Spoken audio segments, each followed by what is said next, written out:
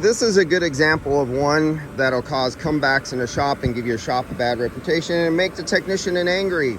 And service writer might not be too happy either, having to explain the situation to the customer. So our situation here is the electric fans don't work. The thermal fan clutch took about 20 minutes to 30 minutes to finally kick in. Now, I'm in cool weather right now. It's only like 70, 75 degrees. We are measuring right here. Where are we at? That's pressure. 75 degrees. So we're 75 degrees. And if we come down here 75 degrees, our low side, supposedly to this bullshit pulled out of your ass piece of toilet paper that circulates online, at 75 degrees, 35 to 40 psi on the low side. We're at 21. Ooh, that must mean something's really wrong here. 75 degrees, we come over 150 to 170 psi, 250 psi. Ooh, this paper says something's really wrong here. It's not even close, and this is one of those situations.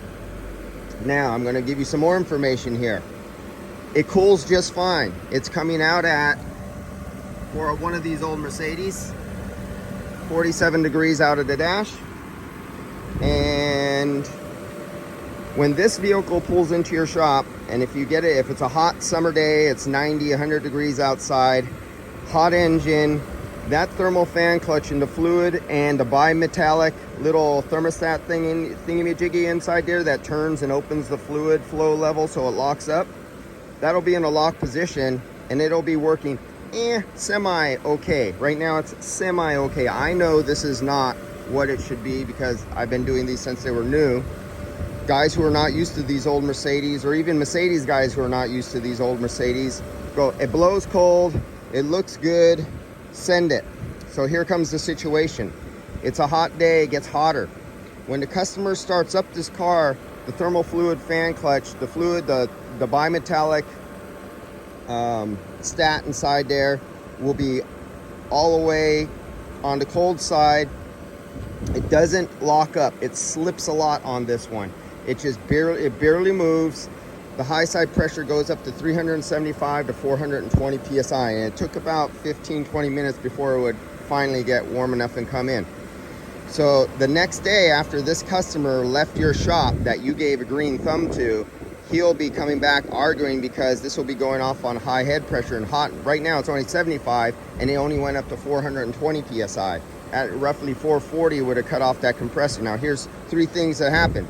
Customer doesn't notice it, and he just lives with whatever he's getting out the dash for a while, and then he notices it gets cold and he doesn't do nothing. He keeps driving that compressor like that. It's going to slip the clutch, or you can hear this compressor growl. It's starting to growl. It's literally doing bearing damage and excessive heat and high pressure on the front shaft seals, and these compressors are known to go when high head pressure and especially excessive oil takes out these front shaft seals. And it's all because these electric fans aren't kicking in. That usually kick in roughly around 270 psi. So if you came in and he never hits 270 psi, you'll never see these fans on because he came in while the fan was still working good. But if you weren't able to get this from a cold start and start it up and notice that fan, you'll say, hey, there's nothing leaking. I don't see no oil stains on the thermal fluid fan clutch. It's not locked up. It's not free spinning. It must be okay because it came in hot and you diagnosed it while it was hot and you didn't get to see what happened when it's cold. And somebody might say, well, they're like that. No, they're not this bad. And this is what takes out compressors on these Mercedes, and this is what causes comebacks.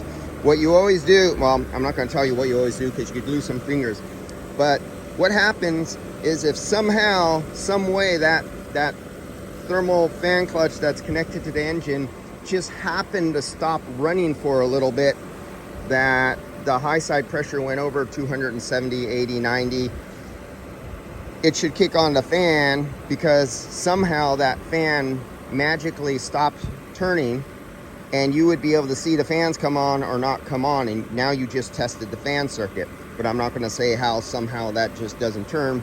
Fingers get lost. or eyes get poked out, whatever. Next thing, I got a call coming in.